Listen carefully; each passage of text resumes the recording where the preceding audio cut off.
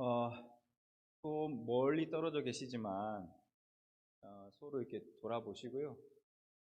인사 한번 하시면 좋겠습니다. 은혜 받으십시오. 인사 한번 할게요. 서로 인사 한번 하시죠.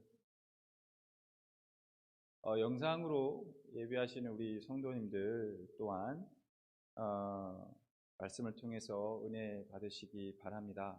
그리고 이제 좀 우리가 얼굴을 마주하고 예배하기를 소망합니다. 그래서 예배 현장에 많이 나오셔서 요즘에 이제 봄도 꽃도 피고 날씨도 좀 따뜻해지고 코로나가 완전히 사라지진 않았지만 그래도 이제는 우리가 좀 나와서 함께 현장에서 예배할 수 있을 만큼의 상황이 우리에게 좀 주어진 것 같습니다.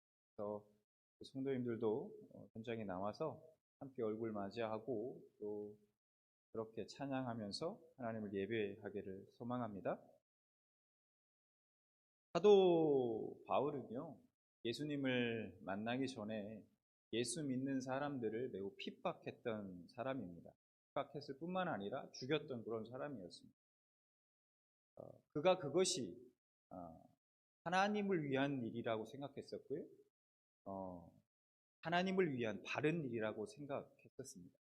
그래서 그가 예수님을 만나던 바로 그날에도 그는 다메섹에 예수 믿는 자들이 있다는 사실을 알고 그들을 잡으러 가던 길이었습니다. 그랬던 그에게 예수님이 나타나신 것이죠. 사도행전 9장 3절, 4절, 5절 말씀을 보면 이렇게 말씀합니다. 그가 예수님을 만나던 때에 이런 일이 있었죠. 사울이 길을 가다가 다메섹에 가까이 이르더니 호련히 하늘로부터 빛이 그를 둘러 비추는지라 땅에 엎드려져 들음에 소리가 있어 이르시되 사울아 사울아 내가 어찌하여 나를 핍박하느냐 대답하되 주여 누구시니이까 이르시되 나는 내가 받게 하는 예수라. 바울이 지금 묻고 있습니다. 당신은 누구이십니까? 누구입니까? 예수님이 그 질문에 대답하시죠. 나는 네가 핍박하는 예수라. 사울이 예수님을 인격적으로 만나고 그가 일생 동안 살면서요. 아마도 그는 죽을 때까지 예수님을 만났던 이날을 결코 잊지 못할 겁니다. 여러분들도 혹시 예수님을 인격적으로 만나던 그때를 기억하십니까? 아마 그 터닝 포인트가 있었을 거예요. 여러분의 인생 가운데 과거에 돌이켜보면.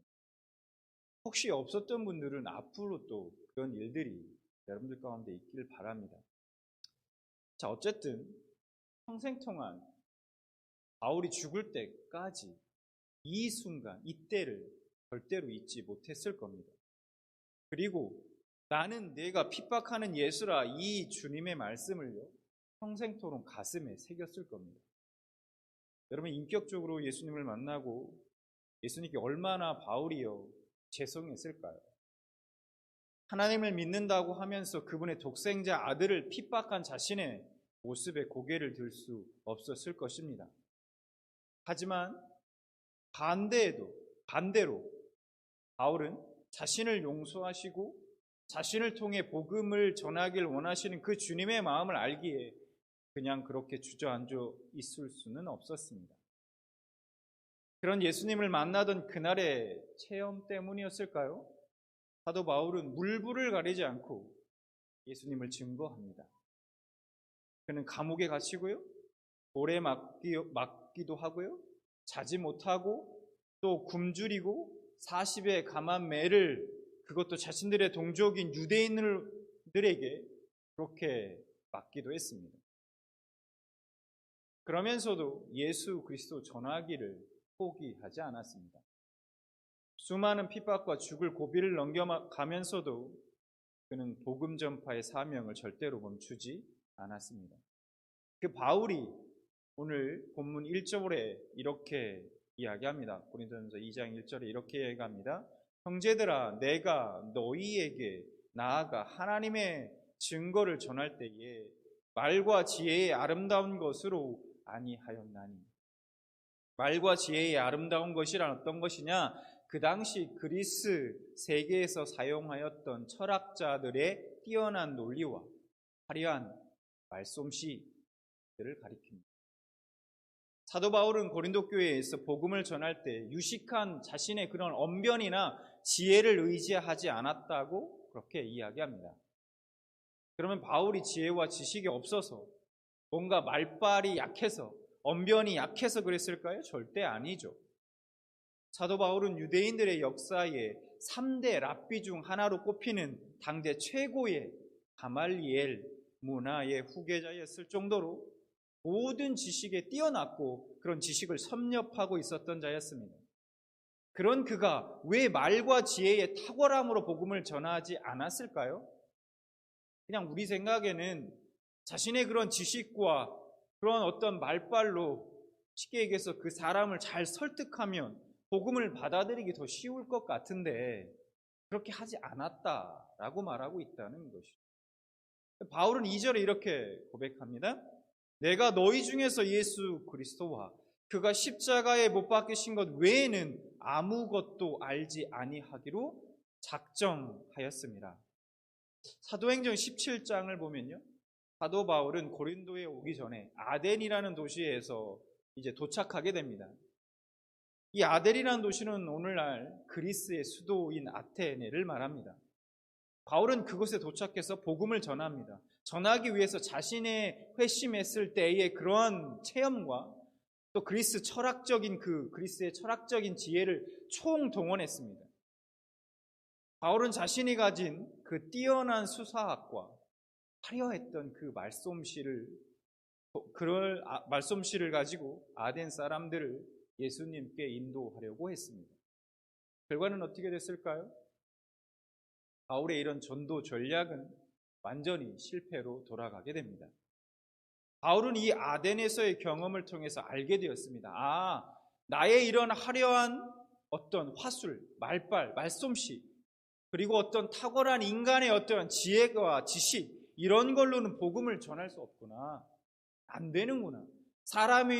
어떤 한 사람이 영혼이 하나님 앞에 돌아오게 하는 데에 이런 인간의 지식적인 부분, 어떤 화려한 기술, 이런 걸로는 안 되는구나. 아무 소용이 없구나라는 것을 확실하게 깨닫게 됩니다.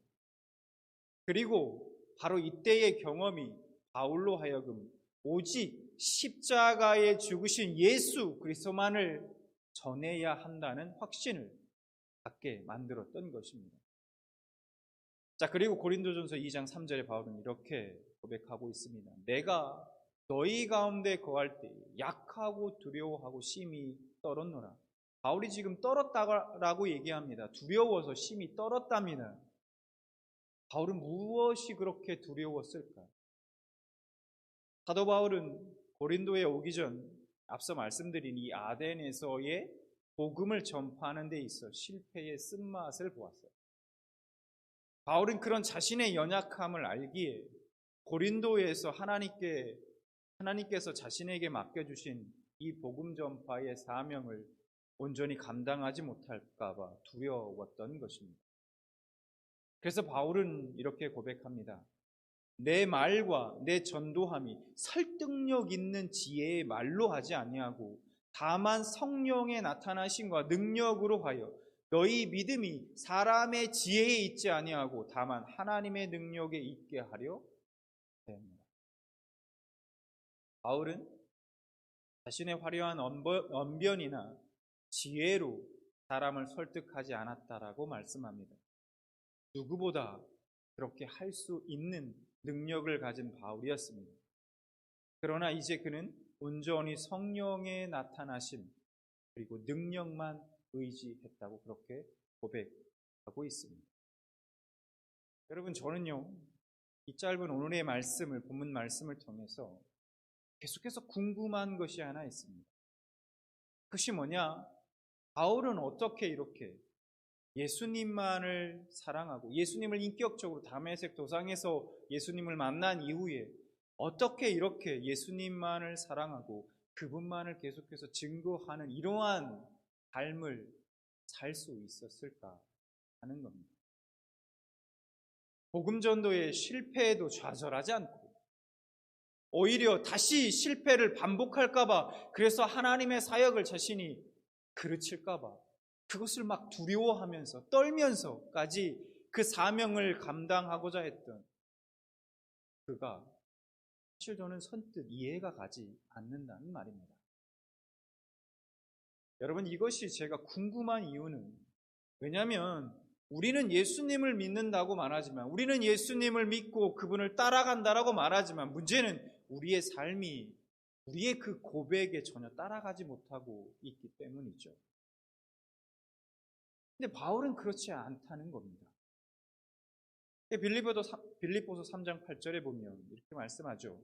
또한 모든 것을 해로 여김은 내 주 그리스도 예수를 아는 지식이 가장 고상하기 때문이라. 내가 그를 위하여 모든 것을 잃어버리고 배설물로 여김은 그리스도를 얻고. 가말리엘 학파의 최고의 석학이자 바리새인 중에 바리새인이었고 나면서부터 로마 시민이었으며 히브리인 중에 히브리인이었습니다. 자랑할 만한 구석이요 한두 가지가 아니었어요. 그랬던 그가 그 모든 것을 배설물로 여기며 헌신짝처럼 버렸습니다. 여러분, 우리도 그럴 수 있을까요? 우리가 바울처럼 이 모든 것들을 갖추고 가지고 있었던 사람이었다면 바울처럼 이렇게 고백하고 실제로 그의 삶을 실천으로 이렇게 옮길 수 있었을까요? 바울은 무엇인가 특별한 사람이었기 때문에, 뭔가 우리와는 다른 종류의 사람이었기 때문에 가능했던 것일까요? 아니, 도대체 바울은 어떻게 이런 삶을 살아갈 수 있었는지 궁금하단 말입니다. 제가 그래서 이 궁금증을 가지고 오늘의 이 본문 말씀을 계속해서 묵상하다가 오늘 말씀 속에서 그 한 가지 힌트를 좀 제가 발견할 수 있었습니다. 2절 말씀을 우리가 다시 한번 볼까요? 2절에 이렇게 말씀합니다. 내가 너희 중에서 예수 그리스도와 그가 십자가에 못 박히신 것 외에는 아무것도 알지 아니하기로 작정하였습니다.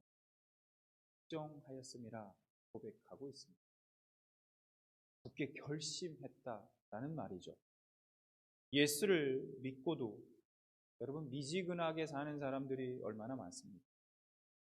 믿지 않는 자가 볼 때에도 예수를 믿는지 안 믿는지 도무지 알 수 없는 사람들이 있습니다. 주님을 위한 삶과 자신의 이익이 부딪힐 때 조금도 주저하지 않고 이익을 선택하는 사람들이 있는 거예요. 교회는 다니지만 혹은 모태 신앙인이지만 하나님의 말씀 때문에 조금도 고민해 보지 않는 사람들이 많습니다. 우리가 신앙생활하면서 핑계거리로 삼기 쉬운 유혹이 있죠. 그것은 우리가 작정하고 내가 아무리 다짐해도 우리 힘으로는 하나님을 제대로 섬길 수 없다는 거예요. 우리의 노력으로 힘으로는 거룩한 하나님을 섬길 수 없다라는 것입니다. 여러분, 이 말이 틀린 말이 아니죠. 맞는 말입니다.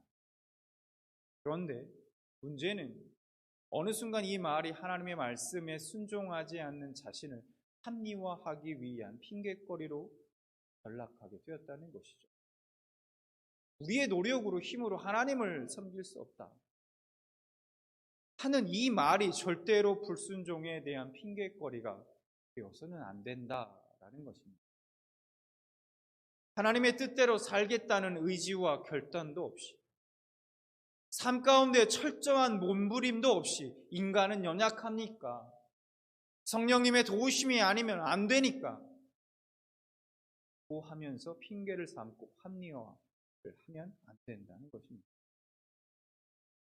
바울은 예수 그리스도와 그가 십자가에 못 박히신 것 외에는 아무것도 알지 아니하기로 작정하였음이라 하고 오늘 말씀 속에서 고백하고 있습니다. 이 고백이 저와 여러분의 고백이 되기를 원합니다. 제가 요즘에 이제 요한복음을 끝내고 있는 마음 이제 사사기 말씀을 묵상하고 시작했죠. 제가 사사기를 묵상하면서 제 개인적으로도 다시 한번 제 자신의 신앙을 점검하고 돌아보는 계기가 되는 것 같습니다. 사사기가 너무 재미있어요. 여러분 한번 사사기 말씀을 묵상해 보시죠. 너무 우리 자신을 그 말씀을 통해서 내 자신을 좀 많이 비춰주는 거울과 같아요. 모든 말씀이 그렇긴 하지만 사사기 2장 11절 12절 말씀을 보면 이렇게 말씀합니다. 이스라엘 자손이 여호와의 목전에 악을 행하여 바알들을 섬기며 애굽 땅에서 그들을 인도하여 내신 그들의 조상들의 하나님 여호와를 버리고 다른 신들고 그들의 주위에 있는 백성의 신들을 따라 그들에게 절하며 여호와를 진노하게 하였으되 곧 그들이 여호와를 버리고 바알과 아스타롯을 섬겼으므로 이스라엘의 반복되는 타락, 거듭되는 우상 숭배, 그렇게 다른 신들에게 빠진 이스라엘을 생각하면 여러분 이런 질문이 자연스럽게 생깁니다. 아니 도대체 왜 저러는 걸까? 저 이스라엘 백성들은. 이스라엘 백성들이 엄청난 그 하나님의 은혜를 경험하고도 아니 도대체 왜 저렇게 징글징글하게 우상 숭배를 반복하는 걸까? 왜 멈추지 못하는 걸까? 12절 13절 말씀을 보면요. 그들이 여호와를 버렸다라고 그렇게 말씀합니다. 그러면 정말 이스라엘이 하나님을 버렸다는 말씀일까요? 이 말씀이요? 사실 이스라엘은요. 하나님을 한 번도 섬기지 않은 적이 없어요. 단지 다른 신들을 추가한 것뿐입니다. 그들의 신의 목록에 다른 신들을 그냥 추가한 것뿐이에요. 다른 신들도 함께 섬겼던 것뿐입니다. 그러면서 그들은 기대했습니다. 하나님이 주시는 복도 받고 또 다른 신들이 주는 복도 받고. 여러분 얼마나 좋습니까? 하나님이 주시는 복도 받고 다른 우상들이 주는 복도 다 받고 좋습니다. 그런데 이스라엘이 다른 신들을 추가로 섬긴 것을 성경은 뭐라고 말씀하고 있습니까? 하나님을 버렸다. 그렇게 말씀하고 있습니다. 이스라엘이 다른 신들을 섬긴 그것은 곧 하나님을 버린 것입니다.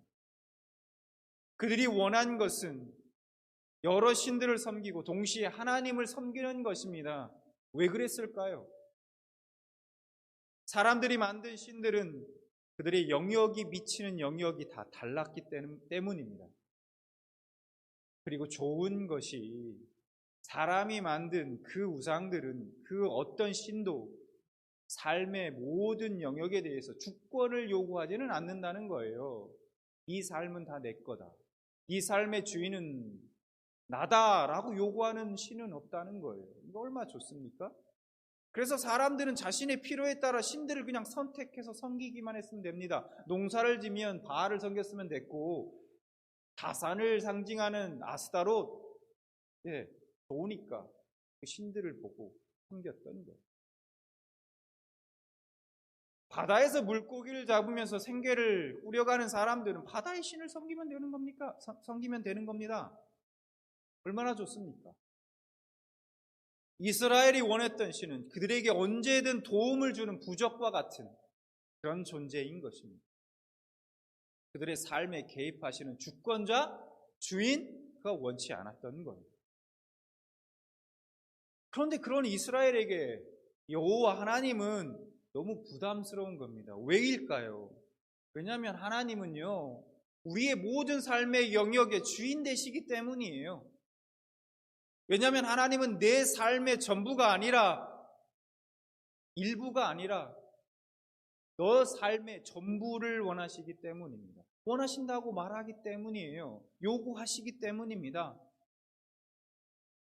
앞서서 제가 제기한 질문들을 우리가 다시 생각해 보길 원해요. 바울은 어떻게 예수님만을 사랑하고 그렇게 그분을 증거하면서 할 수 있었을까? 자신의 생명까지 아끼지 않고 예수님과 복음을 위해서 살아갈 수 있었을까? 반면에 우리는 왜 이런 삶을 살지 못할까? 아니, 왜 이런 삶을 살아가길 원치 않을까? 그 이유에 대해 이 사사기 말씀에 비추어 생각해 보면 이렇습니다. 여러분 혹시 우리는 이렇게 생각하고 있는 건 아닐까요? 많은 신들 중에 하나인 하나님, 오케이, 좋습니다. 받아들입니다. 다른 신들보다 뛰어난 하나님? 예, 좋아요. 이것도 내가 받아들이겠습니다. 하나님이 최고의 신이다. 오케이, 좋습니다. 이것도 제가 받아들일게요. 그런데 하나님이 유일하신 참신이다. 하나님만이 유일하신 참신이다. 이건 싫습니다. 이건 인정할 수 없어요. 너무 독선적이에요. 무례합니다. 나의 삶을 돕는 신, 나를 천국으로 인도해 줄 신, 아유, 좋아요. 얼마든지. 나의 삶의 일부를 관여하는 신, 여기까지. 오케이, 괜찮습니다. 그런데 나의 모든 삶을 주장하는 신, 나의 삶의 주인, 이건 싫습니다. 절대로 인정할 수 없어요. 지금 내가 주일에 예배하는 시간을 드리고 내 재물의 일부를 드리는 것, 이렇게 하고 있는 것, 이것도 제게는 큰 희생입니다. 이미. 그 외에 다른 모든 것은 내가 원하는 대로 좀 살겠습니다. 그것이 내가 원하는 신입니다. 나는 그런 신을 원하고요. 그런 신을 따르겠습니다. 나의 모든 것을 원하는 신. 내 삶의 주권자. 그런 신을 원치 않습니다. 여러분, 혹시 이것이 우리 내면 깊은 곳에 있는 우리의 생각입니까? 사기 시대의 이스라엘 백성들처럼 말입니다. 하나님은 우리에게 있어서 그런 하나님이 되기를 원치 않으세요. 하나님 뭐라고 말씀합니까? 사사기에 버렸다라고 말하죠. 우리는 섬겼다고 얘기하는데 우리는 하나님을 사랑한다. 우리는 하나님을 섬깁니다. 이렇게 얘기하는데 나는 그렇게 알고 있었는데 하나님은 뭐라고 말씀합니까?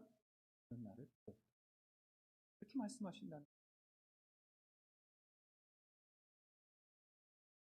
여러분, 우리는 대놓고 이렇게 말하지 않아요. 우리가 누가 이렇게 대놓고 말하겠습니까? 우리가 물어보면 저는 지금 제가 말씀드린 대로 이렇게 말하는 사람이 누가 있겠습니까? 그러나 우리의 삶이 지금 그렇게 말하고 있는 건 아닐까요? 우리의 삶으로 우리가 이렇게 말하고 있는 건 아닐까요? 그럼 믿음은요, 태도입니다. 태도. 내가 입술만으로 고백으로만 믿음이 있습니다. 아니에요. 우리의 삶으로 보여지는 거예요. 믿음은 태도라는 거예요. 사도 바울도 회심한 후 예수 그리스도를 구주로 믿었습니다. 자신의 유일한 구원자, 그렇게 내가 핍박했음에도 불구하고 그 모든 죄를 용서하시고 나를 자녀 삼아주시고 그 복음을 증거하는 귀한 사명을 맡겨주심을 감사하면서 평생토록 그 주님을 위해서 살았습니다. 하지만 우리가 생각해보면 그 바울 역시 얼마든지 자신이 원하면 적당히 세상 것들을 즐기면서 자신을 위해서도 얼마든지 살 수 있는 사람이었어요. 얼마든지. 그러나 그는 오늘 결심했습니다. 작정했어요. 예수님을 믿기로 작정했기. 그동안 살아왔던 자신의 삶의 방식을 포기할 것을 그는 결심했습니다. 그리고 그동안 살아왔던 그 모든 것들을 버리고 오직 십자가에 달려 돌아가신 예수 그리스도 그 한 분만을 증거하기로 작정했습니다. 사랑하는 우리 평안교회 모든 성도님, 우리 모든 평안의 가족 모든 성도님들 또한 오늘 이 바울처럼 예수 그리스도 그분 안에 생명이 있음을 알고 예수님만을 믿고 예수님만 나의 삶의 주인으로 모시고 또 그 주님만을 전하며 살아가기를 작정하시고 또 그 작정하신 그대로 삶 가운데 실천하며 그렇게 살아가시길 주님의 이름으로 축원합니다.